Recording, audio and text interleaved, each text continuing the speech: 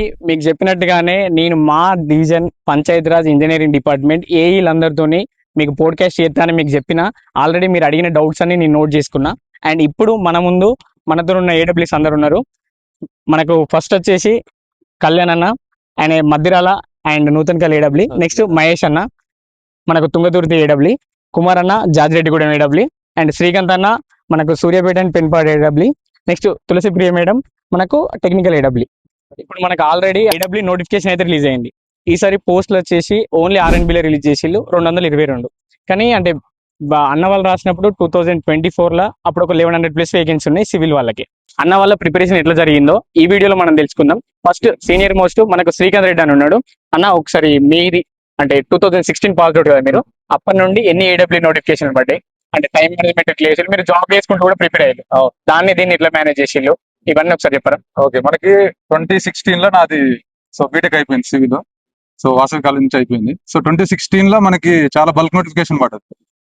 అంటే AEs ఏడబ్ల్యూ same ఇప్పుడు 2022లో ఎట్లా పడ్డదో 2016లో కూడా అట్లే పడ్డది. ఆ టైంలో మాకు ఎలిజిబిలిటీ లేకుండే. అయితే మేము 2015లో అంటే థర్డ్ ఇయర్ సెకండ్ సెమిస్టర్ లో గేట్ కోచింగ్ పోయినాం. గేట్ కోచింగ్ పోయినప్పుడు అప్పుడు అంత ఇంట్రెస్ట్ లేకుండే, అంటే ఏదో అందరు జాయిన్ అవుతున్నారు కాబట్టి జాయిన్ అయినాము.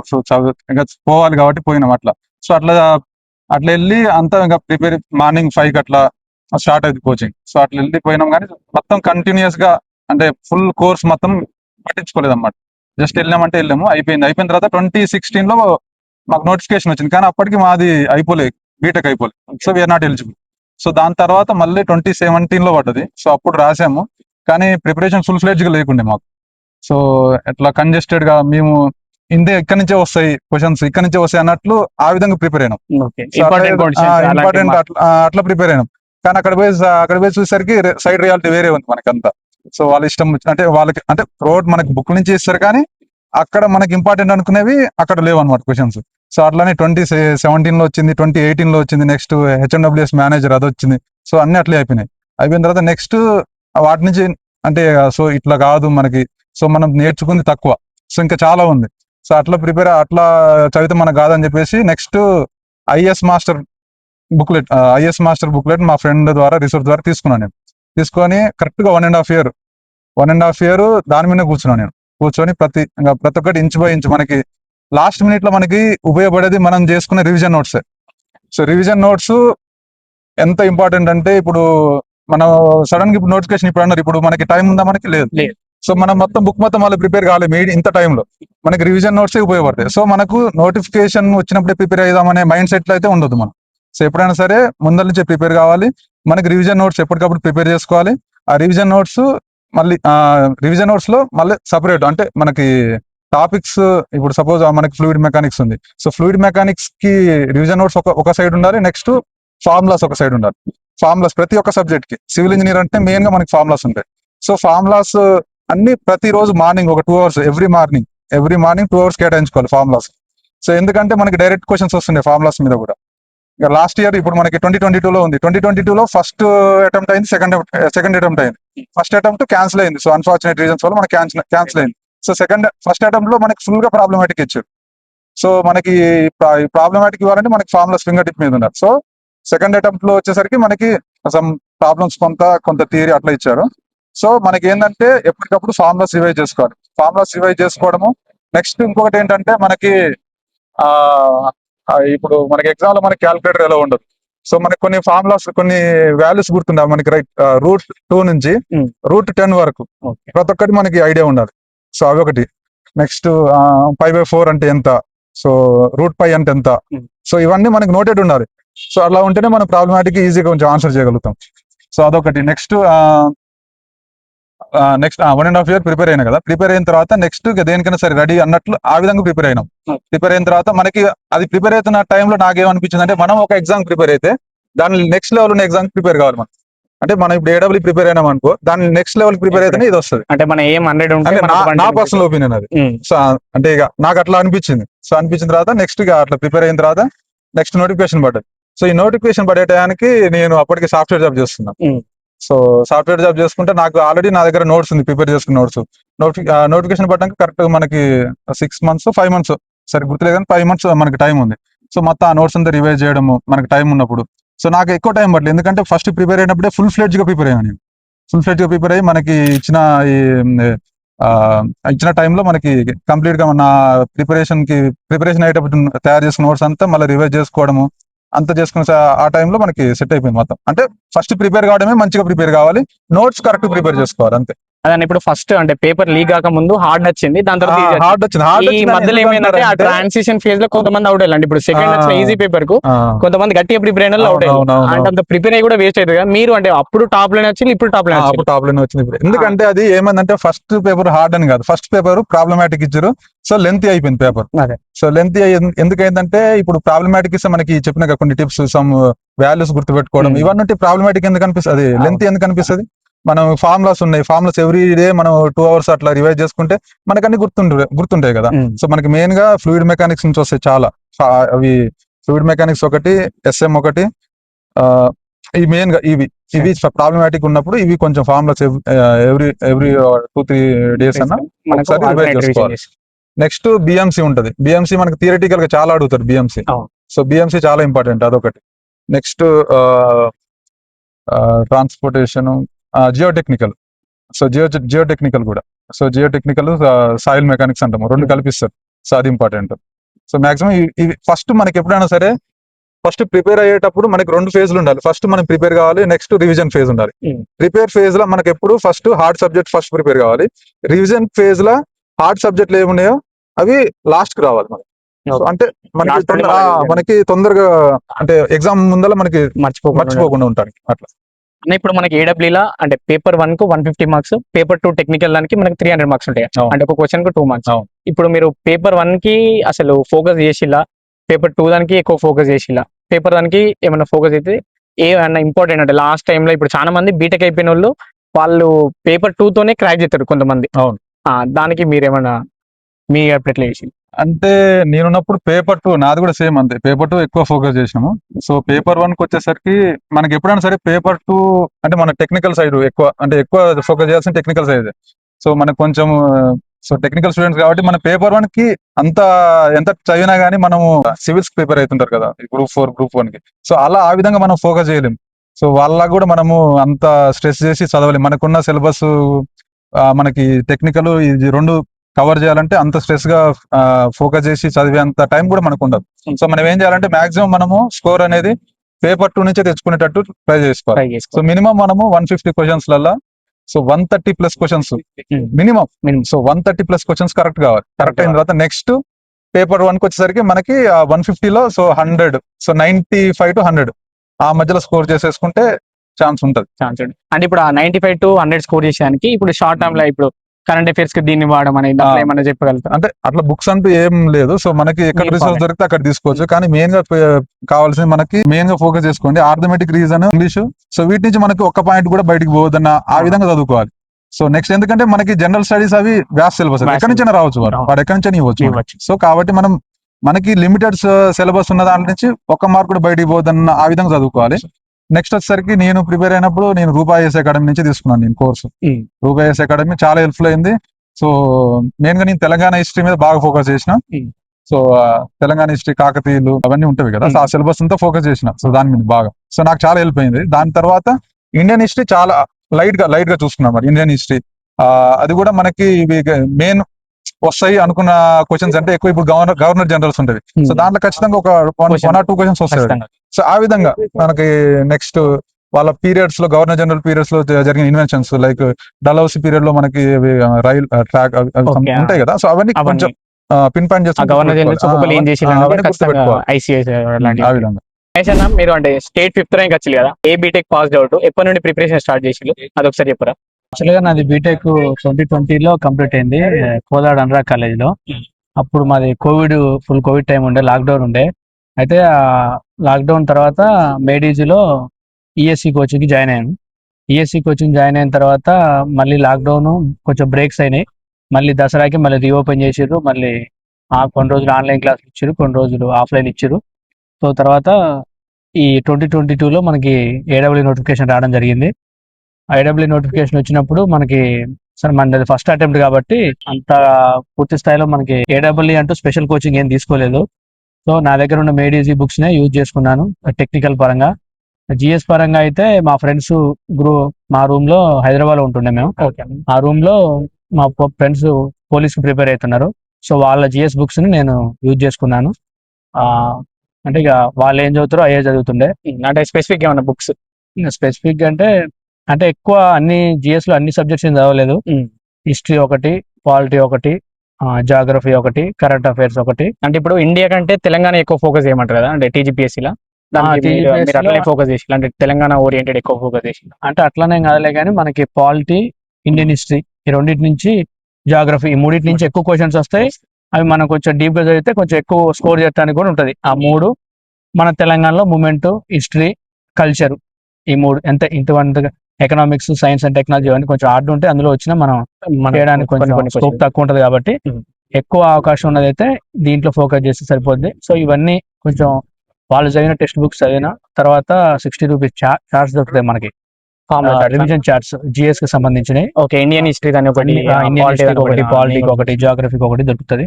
అందులో మనకి క్లియర్ గా రివిజన్ చేసుకోవడానికి మంచిగా ఉంటుంది. ఆ చార్ట్స్ లాస్ట్ మినిట్ లో మనం యూజ్ చేసుకోవచ్చు. అదే ఇప్పుడు ఆ రివిజన్ చూస్తూ ఉండగా మనకంటే మన బుక్స్ క్వశ్చన్ కూడా అడిగిల్లు, అంటే మనకు ఎట్లా రివిజన్ చేయాలి, అంటే ఎట్లా గుర్తుపెట్టుకోవాలి, ఇన్ని గానం ఉన్నది కదా సిలబస్ అనేది. గుర్తుపెట్టుకోవాలంటే మనకు స్టోరీని కనెక్ట్ చేసుకోవాలి. ఇండియన్ హిస్టరీ ఉంది అనుకోండి, ఈవెంట్ అన్ని మనం కనెక్ట్ చేసుకోవాలి. అంటే డైరెక్ట్ ర్యాండమ్ గా ఈ టాపిక్ అని చదవకుండా ఒక స్టోరీ ఓరియంటెడ్ గా, ఇప్పుడు మనకి సిపాల్ దిగుబాటు కానీ స్టార్ట్ అయింది మనకి మోడర్న్ ఇండియన్ హిస్టరీ కాబట్టి. సో అక్కడి నుంచి మనం ఈ 1947 వరకు పూర్తిగా ప్రతి ఒక్క ఈవెంట్స్ అన్ని డేట్ తో సహా గుర్తుంటే వాళ్ళు మనకి ఎట్లా అడుగుతారంటే కొన్ని ఈవెంట్స్ ఇచ్చి వాటిని ఆర్డర్ వైజ్ పెట్టమంటాం కానీ, డేట్స్ అడగటం కానీ, డైరెక్ట్ క్వశ్చన్ స్టోరీ గుర్తుంటేనే మనం ఖచ్చితంగా చదవాలని చెప్తాం. మన స్టోరీ గుర్తుంటేనే అది పెట్టుకోవడానికి మంచిగా ఉంటుంది. సో కాబట్టి ప్రతిదీ ఏదైనా కానీ కొంచెం డీప్ గా చదువుకోవాలి, ఈవెంట్స్ అన్ని గుర్తుపెట్టుకోవాలి. మీ దాంట్లో వచ్చిన టాపర్స్ మాక్సిమం అంటే ఓయూ జేఎన్టీలో వేయాలి, ఎన్ఐటీలో వేయాలని ఒక అపోహ ఉంటుంది. అంటే మీరు ఇప్పుడు కోదాడ అండ్రా కాలేజ్ అంటున్నారు, అంటే కోదాడ నుంచి అంటే చిన్న కాలేజ్ నుంచి కూడా చదివితే మనం ఏడబ్ల్యూ క్రాక్ చేయడానికి ఖచ్చితంగా మీరు వన్ ఆఫ్ ది ఎగ్జాంపుల్. అంటే మీరు బీటెక్ నుంచే టెక్నికల్ స్ట్రాంగ్ ఉంటారు, లేకపోతే దాని తర్వాత ఇట్లా కోచింగ్ తీసుకోవడం వల్ల టెక్నికల్ గా స్ట్రాంగ్ అయ్యాలి? అంటే బీటెక్ లో కూడా కొంచెం పర్సనల్ గా చదువుకుంటుంటే, కానీ కోచింగ్ అనేది మంచి హెల్ప్ చేసింది మేడీజీ లో. అంటే వాళ్ళు కొంచెం స్టాండర్డ్ ఎక్కువ చెప్తారు వాళ్ళు మనకి. అంటే ఈఎస్సీ లెవెల్ కోచింగ్ కాబట్టి టెక్నికల్ మనకు కొంచెం ఎక్కువ మన ప్రిపరేషన్ కి హెల్ప్ అయింది. సో ఎక్కువ మనం బుక్స్ చదవడం కంటే కూడా ఈ ప్రీవియస్ ఇయర్ పేపర్స్ మనం ఎక్కువ ఫోకస్ చేయాలి. ప్రీవియస్ ఇయర్ ఎస్ఎస్సి నేను మాక్ టెస్ట్ అయితే రాయలేదు. ప్రీవియస్ ఇయర్ ఏస్ లో ఒక రోజు ఫ్రీ టెస్ట్ ఒకటి, గేట్ మాస్టర్స్ లో ఒక రోజు ఫ్రీ టెస్ట్ ఒకటి, అసలు ప్రత్యేకంగా టెస్ట్ చేసి ఒప్పుకోలేదు. సో అయితే మనం ప్రీవియస్ క్వశ్చన్స్ ప్రిపేర్ అవ్వాలి. అంటే ఎక్కువ ఏసు అది మన AW previous year, SSC previous year, మన ప్రీవియస్ ఇయర్ క్వశ్చన్స్ ని ప్రిపేర్ అవుతుంటే అంటే మన క్వశ్చన్ అనేది ఎట్లా అడుగుతుండే అనేది మనకి ఒక ఐడియా వస్తుంది. మనం సబ్జెక్ట్ చదువుకుంటూ పోతే ఎక్కడి నుంచి క్వశ్చన్ అడుగుతుందో అర్థం కాదు, మనం ఏం పెట్టాలో అర్థం కాదు. ఒక 2-3 ఇయర్స్ క్వశ్చన్స్ మనం ప్రిపేర్ అయితే మనం ఏ క్వశ్చన్ ఇంపార్టెంట్, ఏ టాపిక్ ఇంపార్టెంట్, ఏది చదవాలి, ఏది చదవద్దు అదే మనకి అర్థమవుతుంది. సో కాబట్టి ఎక్కువ ప్రీవియస్ ఇయర్ క్వశ్చన్స్ మీద ఫోకస్ చేయాలి. Okay, thank you so much. నేను ఆల్రెడీ వీడియో చేసిన గుర్తుందిగా, కళ్యాణ్ అన్న ఏడబ్ల్యూ మధ్యరాల నూతన్ కల్లు మండలి చేస్తుండు. అండ్ ఇప్పుడు అన్నకు అడిగేది, అన్న మీరు అంటే మీ టైంలో ప్రిపరేషన్ ఎట్లా చేసిళ్ళు? ఇప్పుడు మనకు ఉన్నది కొంచెమే టైం, ఒక 3 months టైం ఉన్నది RNB 222 నోటిఫికేషన్ కి. వాళ్ళకి మీరు ఏం సజెషన్స్ ఇస్తారు? అంటే షార్ట్ టైం ఎట్లా ప్రిపేర్ కావాలి, బుక్ లిస్ట్ కానీ అలాంటి ఒకసారి చెప్పండి. యాక్చువల్గా నా బీటెక్ 2019లో టీచర్ ఇంజనీరింగ్ కాలేజ్ అయిపోయింది. దాని తర్వాత నేను ఒక 6 months అట్లా హైదరాబాద్ లో ఉంటే ప్రిపరేషన్ ఏదో ఉంటాను. దాని తర్వాత కోవిడ్, ఆర్టీసీ స్ట్రైక్ అవన్నీ చేయబట్టి ఇంటికి వెళ్ళిపోవాల్సి వచ్చింది. దాని తర్వాత ఇంటి దగ్గర కంప్లీట్ గా ఫైనాన్షియల్ కండిషన్ వల్ల మళ్ళీ తర్వాత కూడా హైదరాబాద్ అంత ఈజీగా రాలేకపోయినా కొన్ని రోజులు స్ట్రగుల్ అయిన తర్వాత 2021 హైదరాబాద్ పోవడం జరిగింది. అప్పుడు అయిన తర్వాత నేను అప్పటికే అంటే ఇంటి దగ్గర ఉన్నప్పుడు కోవిడ్ టైంలోనే ఖాళీగా ఉన్న టైంలో నాకు బేసిక్స్ కూడా అంత స్ట్రాంగ్ గా లేకుండా, ఇప్పుడు నేను ఫస్ట్ నుంచి కూడా చాలా పూర్ స్టూడెంట్ ని, క్లాస్ లో బ్యాక్ బెంచర్ ని, ఎప్పుడు ఫెయిల్ అవ్వడము, తిట్టడము, కొట్టడం ఇట్లాంటివి జరిగేది కాలేజీలో, స్కూల్లో కూడా. దాని తర్వాత నేను హైదరాబాద్ మూవ్ అయ్యే ముందు కోవిడ్ లో టైంలో ఏం చేసిన అంటే ఇంటి దగ్గర ఉన్నప్పుడు ఒక arithmetic book, RS Agarwal book చేసుకొని ఇంట్లో పెట్టుకొని రీజనింగ్ కి కొంత రిసోర్సెస్ ఆన్లైన్ లో, యూట్యూబ్ లో అక్కడ ఇక్కడ వెతికి ఇక బేసిక్స్ అన్ని కొంచెం డెవలప్ చేసుకున్నా. దాంతో పాటు ఏం చేసిన అంటే GS కి సంబంధించి నేను స్టాండర్డ్ బుక్స్ ఇంటి దగ్గర ఎవరైతే SIకి, PCకి లేకపోతే ఇంకేదో నోటిఫికేషన్ ప్రిపేర్ అయ్యే సీనియర్స్ దగ్గర ఆ మెటీరియల్ తీసుకున్నా. స్టాండర్డ్ బుక్స్ ఇండియన్ హిస్టరీకి సీనయ్య, జోగ్రఫీకి జగన్మోహన్ రెడ్డి, పాలిటీకి లక్ష్మీకాంత్, ఎకనామిక్ అంటే నేను మామూలు శంకర్ గణేష్ అని చెప్పి ఒక బుక్ ఉంటుంటే దాంట్లో కొంత ఆర్టికల్స్ చదువుకున్నా. దాని తర్వాత తెలంగాణకు వచ్చేసరికి తెలంగాణ హిస్టరీకి Telugu academy, Telangana geography Telugu academy, art and culture కి రఘు దేపాక, ప్లస్ పాలిటీకి క్వాలిటీ ఉండే తెలంగాణ ఎకానమీకి లేకపోతే కరెంట్ అఫైర్స్ కి జనరల్ గా మంత్లీ మ్యాగజైన్ షైన్ చదువుకుంటుండే. అప్పుడు ఇంటి దగ్గర ఉన్నప్పుడు కొంత కంటెంట్ డెవలప్ చేసుకున్నా, అప్పటికి పర్లేదు ఏదో ఒక చేయగలుగుతాంలే అనే ఫీలింగ్ వచ్చేసిన. దాని తర్వాత హైదరాబాద్ మూవ్ అయిన తర్వాత ఏం చేసిన అంటే ఇవే బుక్ రిసోర్సెస్ ని కొన్ని రివైజ్డ్ వర్షన్స్ కొన్ని వేరియేషన్స్ వచ్చిన తర్వాత బుక్స్ అన్ని అప్డేట్ చేసుకుని అవే బుక్స్ ని బాగా స్ట్రిచ్ చేసిన. ఎట్లా అంటే అప్పటికి ఏడబ్ల్యూ నోటిఫికేషన్ లేదు, వస్తుందనే థాట్ కూడా లేకుండే. అలాంటప్పుడు నేను ఏం చేసిన అంటే జిఎస్ అనేది మనకు స్టాండర్డ్ సిలబస్, ఎవ్రీ ఇయర్ ఏదో ఒక నోటిఫికేషన్ స్టేట్ సెంట్రల్ చిన్నదో పెద్దదో ఒక నోటిఫికేషన్ వస్తుంది. దానికోసం నేను జిఎస్ ని బాగా ఎట్లా స్ట్రెచ్ చేసిన అంటే నేను సీనయ్య బుక్ ని దాదాపు ఒక నోటిఫికేషన్ కంటే ముందే ఒక 10 సార్లు చదువుంటా. జగన్మోహన్ రెడ్డి బుక్ ని చాలా సార్లు చదువుంటా. ఫస్ట్ టైం నేను ప్రతి బుక్ సింగిల్ రీడింగ్ కి నాకు ఒక 2 days 3 days 4 days ఎంతో లాంగ్ టైం తీసుకుంటుంటే నార్మల్ జస్ట్ ర్యాండమ్ ఒక స్టోరీ లాగా చదువుకుంటూ పోతుండే.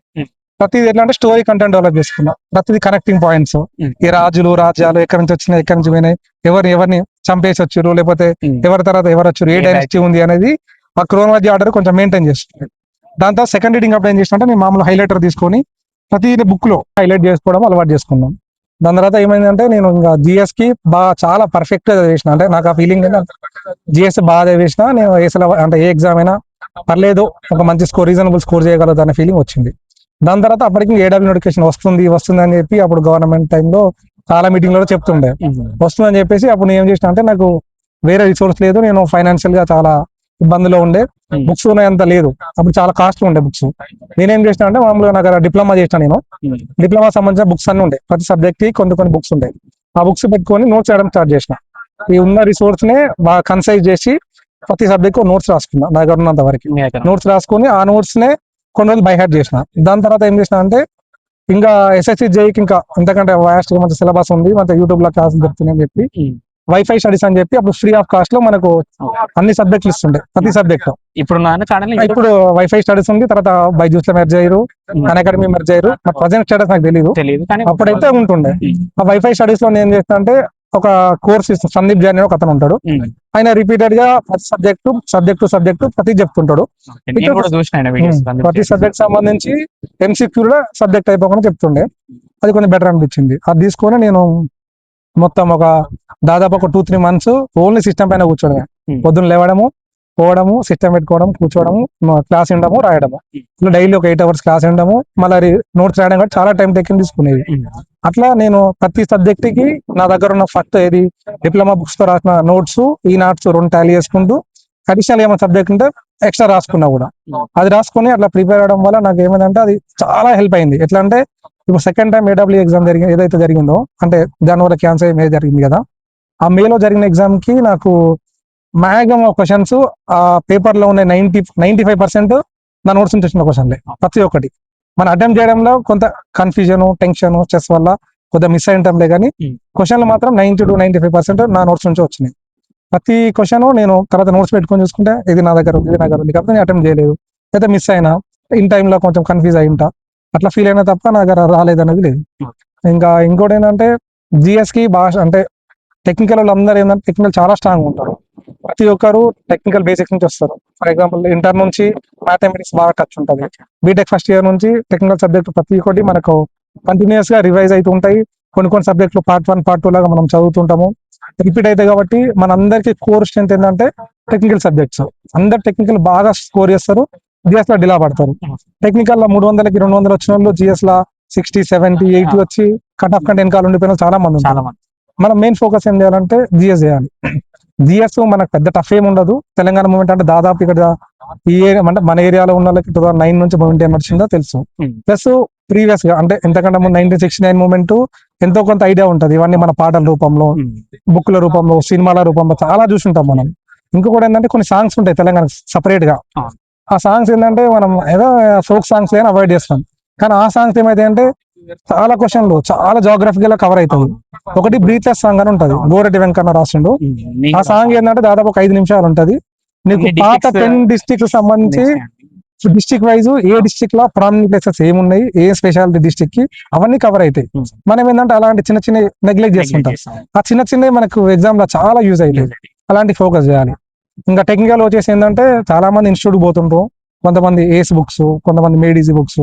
ఇంకోటి ఏంటంటే ఇప్పుడు సివిల్ ఇండెక్స్ వాళ్ళు ఏం చేశారంటే ఫ్రీ ఆఫ్ కాస్ట్ లో అంటే సబ్స్క్రిప్షన్ లేకుండా కానీ వాళ్ళు ఏదైతే నోట్స్ మేక్ చేసారో ఆ నోట్స్ ఫ్రీగా పెట్టారు మనకు వాళ్ళ వెబ్సైట్ లో, మనం అక్కడ నుంచి కూడా ఫ్రీ డౌన్లోడ్ చేసుకోవచ్చు దాన్ని. ఇంకా ఇవన్నీ పోతే ఏంటంటే మేజర్ గా టెస్ట్ సిరీస్, ప్రతి సబ్జెక్ట్ టెస్ట్ సిరీస్ ఖచ్చితంగా మెయింటైన్ చేయాలి. ఆ టెస్ట్ సిరీస్ ఎట్లా ఉండాలంటే, నేనేం చేస్తున్నా టెస్ట్ సిరీస్ ని, నేను ఒక ఎగ్జామ్ రాస్తే ఆ పేపర్ ని ఎన్ని రకాలుగా అనలైసిస్ చేయాలో అన్ని రకాల అనలైసిస్ చేస్తా. ఎట్లా అంటే నేను ఒక పేపర్ ఎగ్జామ్ రాసాను, 2 hours ఎగ్జామ్ రాయడానికి పడితే నాకు 4-5 hours పడుతుంది అనలైసిస్ కి. ఎట్లా అంటే ప్రతి క్వశ్చన్ ని కరెక్ట్ చేస్తేనేమో నిజంగా మనం తెలిసి పెట్టినామా తెలియకుండా పెట్టినామా జెన్యూన్ ఆన్సర్. ఎందుకంటే ఇప్పుడు అది ఎగ్జామ్ కాదు, ఓ మార్క్ టెస్ట్ కాదు, మన అనాలిసిస్ కాబట్టి అంతే కదా. అనాలిసిస్ కాబట్టి నేను మాక్సిమం నాకు తెలియని క్వశ్చన్ వదిలేసేటోని, సరే స్కోర్ తక్కువ వచ్చినా పర్లేదు మార్క్ టెస్ట్ లో కానీ వదిలేసేటోని. ఎందుకంటే ఈ క్వశ్చన్ ని మళ్ళీ వెనక్కి త్రూ బ్యాక్ వెళ్ళి మనము సబ్జెక్ట్ లో ఎక్కడైతే మిస్ అయినామో, ఎక్కడైతే ఓవర్లాప్ అవుతున్నాం మనకు, ఎక్కడైతే మనం కన్ఫ్యూజ్ అవుతున్నాం అనేది కొంచెం అనలైసిస్ చేసుకోవడానికి బాగా యూజ్ అవుతుందని చెప్పి క్వశ్చన్ పక్కకు వదిలేసేవాడిని. ఆ క్వశ్చన్లన్నీ మళ్ళీ బుక్ లోకి వెళ్ళి అనలైసిస్ చేసి ఇది మనం చదివినామా చదవలేదు, చదివితే ఎందుకు పెట్టలేదు, చదవకపోతే ఎందుకు చదవలేదు, సో అలాంటి ఏరియాలు ఫోకస్ చేయడానికి బాగా ఛాన్స్ ఉండేది. అట్లా మనం ఖచ్చితంగా పాయింట్ టు పాయింట్ మొత్తం సిలబస్ అనేది cover అంతే సిలబస్ కవర్ అయిపోతుంది. ఇంకోటి ఏంటంటే చాలా మంది చేసే మిస్టేక్ ఏంటంటే మార్క్ టెస్ట్ రాస్తారు, రాయగానే పేపర్ స్కోర్ చూసుకుంటారు, పక్కన పక్కన పడేస్తారు. అది దాన్ని అసలు ఖచ్చితంగా పేపర్ అనలైసిస్ అనేది అంటే నేను ఈ అలవాటు ఎక్కడ నేర్చుకుంటే యూపీఎస్సీ వాళ్ళ దగ్గర నుంచి నేర్చుకున్నా. నేను బీటెక్ లో ఉన్నప్పటి నుంచి దాని తర్వాత అయినా జాబ్ వచ్చేంత వరకు రెగ్యులర్ గా యూపీఎస్సీ ఎవ్రీ ఇయర్ క్రాక్ చేసిన తర్వాత అప్డేట్స్ వస్తాయి. మన ఐటీ మీడియా వాళ్ళు రెగ్యులర్ ఇంటర్వ్యూ చేస్తారు యూపీఎస్సీ టాపర్స్, మన తెలుగు వాళ్ళే అందరు ఉంటారు దాంట్లో. వాళ్ళు ఏంటంటే ఒక్కొక్కరు ఒక్కొక్క రకంగా చెప్తారు. అంటే వాళ్ళ ప్రిపరేషన్ స్ట్రాటజీ ఎట్లా ఉన్నది, మార్క్ టెస్ట్ ఎట్లా రాశారు, అనలైసిస్ ఎట్లా చేసుకున్నారు, ఇవన్నీ బాగా అనలైసిస్ చేసి ఉంటారు కాబట్టి వాళ్ళంతా టాపర్స్ కాబట్టి అలాంటివి మనకు చాలా యూజ్ అవుతాయి. సరే 2 hours ఇంటర్వ్యూ అన్నది మనకు నాలెడ్జ్ ఇస్తుంది, ప్లస్ మనకు కూడా కొంత హెల్ప్ అవుతుంది కాబట్టి నేను చూస్తున్నది అవాయిడ్ చేసేవాడిని కాదు. ప్లస్ కరెంట్ అఫైర్స్ అనేది రెగ్యులర్ గా ఫాలో అవుతాయి. కరెంట్ అఫైర్ మ్యాగజైన్ చదివినా దాన్ని హైలైట్ చేసుకొని ఆ పాయింట్స్ ఒకవేళ ఏమైనా డేట్స్ లేకపోతే మంత్స్ ఇయర్స్ ఉంటాయి కదా, ప్లస్ ఇంపార్టెంట్ పర్సన్స్ ఏమైనా ఉంటాయి, ఏమన్నా కొన్ని ప్లేసెస్ బాగా ప్రామినెంట్ గా కనబడుతుంటాయి మనకి ఎవ్రీ ఇయర్, అలాంటి ప్లేసెస్ లో వచ్చే ఛాన్స్ ఎక్కువ ఉంటాయి, క్వశ్చన్ వచ్చే ఛాన్స్. మనం ఏంటంటే మొన్న వెనిజులాలో భూకంపం వచ్చింది, దానిపైన క్వశ్చన్ వస్తుండొచ్చు, ఎందుకంటే చాలా మంది లైఫ్ లాస్ అయిపోయారు కదా దాంట్లో. అలాంటి కొన్ని క్వశ్చన్స్ లింక్ చేసుకొని కూడా మనకు క్వశ్చన్స్ వస్తుండొచ్చు. అంటే మన దాంట్లో అంత డెప్త్ అడగకపోవచ్చు, కాకపోతే దాని ఏరియాలో మన ఇండియాలో జరిగిన ఏమన్నా ఇంపార్టెంట్ ఎర్త్క్వేక్స్ లేకపోతే ఎక్కడ బాగా డిస్ట్రక్షన్ జరిగిన ప్లేసెస్ ఉంటే అవి కొంచెం మనం రివైజ్ చేస్తే అవి మనకి ఎక్కడ కవర్ అవుతుంది, ఎన్విరాన్మెంట్ కవర్ అవుతుంది. ఎన్విరాన్మెంటల్ దాంట్లో జిఎస్ లో కవర్ అయిపోతే క్వశ్చన్ రానికి చాలా ఛాన్స్ ఉంటుంది. థ్యాంక్ యూ అన్న, thank you so much. And ఒకవేళ మీకు పార్ట్ 2 కావాలనుకుంటే వీడియో సెక్షన్ కింద నెక్స్ట్ ఏం డౌట్లు ఉన్నాయో అవన్నీ కామెంట్ చేయండి. అండ్ థ్యాంక్ యూ అన్న. ఇంకొక చిన్న విషయం ఏంటంటే నేను ప్రిపేర్ అయ్యడం కోసం మోటివేషన్ బాగుండాలని చెప్పేసి నేను ప్రిపరేషన్ స్టార్ట్ చేసినప్పుడు గ్రీన్ పెన్ కొనుక్కొని డెస్క్ లో పెట్టుకున్నా. ఓకే, అంటే యూపీఎస్సీ వాళ్ళు యూనిఫామ్ అంతే చాలా మంది ప్రెసెంట్ గ్రీన్ పెన్ అనేది ఖచ్చితంగా మనకి ఇది. సో చూసిలు కదా పోడ్కాస్ట్ లో చెప్పిన విధంగా మనకు ముగ్గురు అన్నలు మెయిన్ ఇంపార్టెంట్ పాయింట్స్ ఏం చెప్పిల్లంటే, ఫస్ట్ థింగ్ మనం పేపర్ ఈజీ వచ్చినా హార్డ్ వచ్చినా మనం క్లియర్ చేసేటట్టు చదవాలి. అంటే సిలబస్ కాపీ ముందర పెట్టుకొని మనం ప్రతి పాయింట్ బేసిక్ నుండి ప్రో వరకు ఏ టాపిక్ మిస్ కాకుండా చదవాలని ఫస్ట్ అన్న చెప్పిండు. సెకండ్ అన్న చిన్న కాలేజ్ అయినా పెద్ద కాలేజ్ అయినా ఏం పర్లేదు, కానీ మనం చదవడం మాత్రం ప్రాపర్గా చదవాలి. అది మనం కోచింగ్ తీసుకున్నా సెల్ఫ్ తీసుకున్నా. మనం థర్డ్ అన్న ఏం చెప్పిండు, మోటివేషన్ కోసం ఇది గెస్టెడ్ జాబ్ కాబట్టి ఒక గ్రీన్ పెన్ టేబుల్ మీద పెట్టుకోండి. లైక్ మనకి యూపీఎస్సీ వాళ్ళు యూనిఫామ్ ఎట్లా పెట్టుకుంటారో, ఐఏఎస్ది మనం 12th ఫెయిల్ సినిమాలో చూసినాం కదా అట్లా. నెక్స్ట్ మీరు అడిగిన బుక్ లిస్ట్ కూడా మనకు థర్డ్ అన్న చెప్పిండు. నెక్స్ట్ ఇంపార్టెంట్ రిసోర్సెస్ అడిగి అంటే తొందరగా రివిజన్ చేయడం ఎట్లా, దాని గురించి మనకు సెకండ్ అన్న చెప్పిండు. అంటే మనం ఎక్కువ టైమ్స్ ఆ క్వశ్చన్స్ చూడడం, ఆ ఫార్ములాస్ని చూడడం. నెక్స్ట్ ఫార్ములా షీట్ ఉంటుంది జనరల్ స్టడీస్కి, ఆ ఫార్ములా షీట్ ఒక 60 రూపీస్ ఏమో ఉంటాయి, అవి అన్నిటివి తీసుకోండి జనరల్ స్టడీస్. సో మనం రోజు చూడడం వల్ల మనకు అది ఈజీగా మైండ్లోకి వెళ్తుంది అన్నట్టు. ఇవి మనకు ఈ ఫస్ట్ పోడ్కాస్ట్లో ఇంపార్టెంట్ థింగ్స్. సెకండ్ పోడ్కాస్ట్లో మీకు కావాలనుకుంటే ఇంకొన్ని ఇంపార్టెంట్ క్వశ్చన్స్ని మీరు కామెంట్ చేయండి, అవన్నిటిని నోట్ డౌన్ చేసుకొని ఇంకా మనకు 4 AWలు ఉన్నారు వాళ్ళతో ఒక పోడ్కాస్ట్ చేద్దాం.